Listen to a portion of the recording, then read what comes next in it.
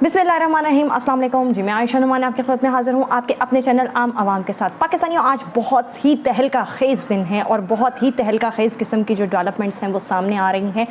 कहते हैं एक शेर है, पहुंची वहीं की खाक जहां का ख़मीर था। बात साइफ़र से शुरू हुई थी और वहां आज आकर फिर साइफ़र पर पहुंच चुकी है।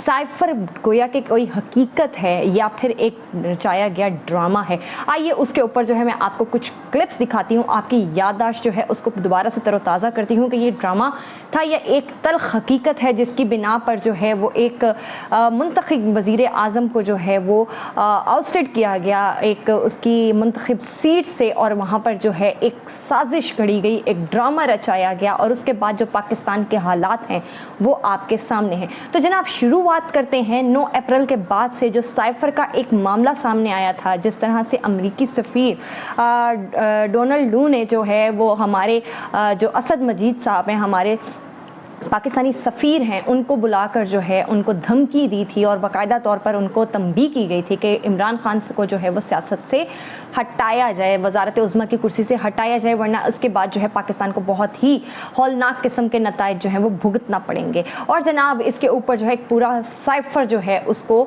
तश्कील दिया गया। साइफ़र बेसिकली होता क्या है? साइफ़र बेसिकली एक ऐसी गुफ्तगू के ऊपर मुश्तमिल एक मरासला है जो कि कोडेड होता है, और ये जनाब ये पूरा उस गुफ्तगू को जो है उसके अंदर इनकोड कर दिया जाता है। बताया जाता है कि दो सफ़ीरों के दरमियान जो है किस तरह की बातचीत हुई है, तो उसको जनाब एक साइफ़र कहा जाता है। अब जनाब साइफ़र के बाद जो है ये एक बयानिया बनाया गया कि ये एक ड्रामा है, ये अपनी हुकूमत को, इक़्तिदार को बचाने के लिए एक इस तरह का जो है वो बयानिया तश्कील दिया गया है। पाकिस्तान के लोगों के जो सेंटिमेंट्स हैं उनको अमेरिका के ख़िलाफ़ उभारा गया है, उनमें जो है वो एक इस तरह का अंसर पैदा किया गया है कि हम बहुत मुहिब्बे वतन हैं और बाकी सारी जमातें जो हैं वो गद्दार हैं। तो जनाब इस तरह से जो है ये खेल शुरू हुआ था। और जनाब साइफ़र की हकीकत सबसे पहले उसकी जो तायीद थी वो हमारी नेशनल कमेटी ने की थी। कौमी सलामती कमेटी की जो 2 मीटिंग्स हुई थी उसमें बाकायदा तौर पर इस चीज़ का जो है वो इजहार किया गया था। इस चीज़ को जो है उन्होंने मनो-अन तस्लीम किया गया था कि बाकायदा तौर पर इस तरह की गुफ्तगू हुई है असद मजीद साहब के साथ। साइफ़र की हकीकत को उन्होंने झुटलाया नहीं था और इसके ऊपर उन्होंने बोला था कि बहुत ही नाजेबा किस्म की जो गुफ्तगू है वो उसका सफ़ीर के साथ जो कि नहीं की जानी चाहिए थी, हमारी दाखिली और ख़ारजी मामलात के अंदर जो है वो बाकायदा तौर पर मुदाखलत करने की कोशिश की गई थी। जनाब ये सारा मुरासला जो है और ये सारा इल्ज़ामिया जो है कौमी सलामती कमेटी का, जिसकी जो है DG ISPR बाबर इफ्तिखार जो उस वक़्त के DG ISPR थे, उन्होंने प्रेस कॉन्फ्रेंस में बाकायदा तौर पर आकर इसका इजहार किया गया था और उन्होंने एलामिया भी जो है वो जारी किया था। तो जनाब फिर आपको बारहा इन सारे बातों का जवाब देने होंगे। मैं शुरुआत करती हूँ जनाब इमरान खान साहब के एक क्लिप से। ये क्लिप सुनिए। जो साइफ़र अब एक कंट्रोवर्सी चलती जा रही है, आके DG ISPR ने कहा जी यहाँ तो कोई साइफ़र का तो ड्रामा था। अगर ड्रामा था तो साइफ़र की इन्वेस्टिगेशन क्यों नहीं करवा रहे? हम तो गवर्नमेंट में नहीं थे, हमने तो ऑर्डर कर दी थी कमीशन फौरी तौर पे इन्वेस्टिगेशन करे। हमने तो स्पीकर ने भिजवा दी थी चीफ जस्टिस के पास इन्वेस्टिगेट करें। तो अब सवाल ये है कि क्यों नहीं किसी ने इन्वेस्टिगेशन करवाई? क्यों डरे हुए इन्वेस्टिगेशन से? क्योंकि आप जो सारी बात बार बार कहते हैं कि जी हर किस्म के कहते हैं कि जी ये तो आते रहते हैं ऐसे साइफ़र। मैं एक मुल्क दुनिया में नहीं जानता जिधर इस तरह का साइफ़र आई जी एम्बेसडर को, प्राइम मिनिस्टर को हटा दो। तो क्यों नहीं इसके ऊपर आगे बात? जब नेशनल सिक्योरिटी काउंसिल कह रही है कि मुदाखलत हुई है और डिमार्च कर रही है, तो ISPR क्यों कह रहा है कि जी ये तो कोई ड्रामा होगा? तो चीफ जस्टिस साहब ये बड़ा सीरियस चीज़ है, इसके ऊपर आपके पास साइफ़र आया हुआ है। तो जनाब शुरुआत करते हैं कि अगर ये साइफ़र एक हकीकत नहीं थी, ये एक घड़ी हुई साजिश थी, अपने इक़्तिदार को बचाने के लिए एक बहाना घड़ा गया था, तो मुझे इस सवाल का जवाब चाहिए कि जनरल बाजवा की हुकूमत में जो NSC की जो कमेटी थी, जो एक पूरा इजलास हुआ था, 2 इजलास हुए थे, मैं गलत नहीं हूँ, उसके अंदर एलामिया जारी किया गया था बाकायदा तौर पर। तो वो एलामिया भी फिर क्या झूठा था?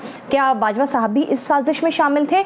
नंबर 2, अगर ये एलामिया जारी ये किया गया, उसके बाद जो है अमरीकी सफ़ीर को बाकायदा तौर पर बुलाकर डिमार्च किया गया। आप ऑन रिकॉर्ड जो है यूट्यूब पर जाकर ये पूरी प्रेस कॉन्फ्रेंस DGISPR की फ़िल्टर आउट कर सकते हैं, वहाँ पर देख सकते हैं। बाकायदा अल्फाज इस्तेमाल किए गए थे कि हमने डिमार्च किया है हुकूमत अमेरिकन जो है वो एम्बेसडर को बुला के, उसके सफ़ीर को बुला के। तो जनाब उसके बाद हम बात करते हैं राना सनाउल्लाह के एक क्लिप की।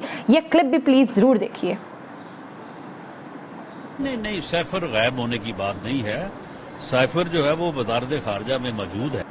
आपने मुलाहिज़ा किया राना सनाउल्लाह साहब, जनाब ये वज़ीर कानून हैं, बहुत प्रोमिनेंट फिगर हैं इस वक्त PDM की हुकूमत का।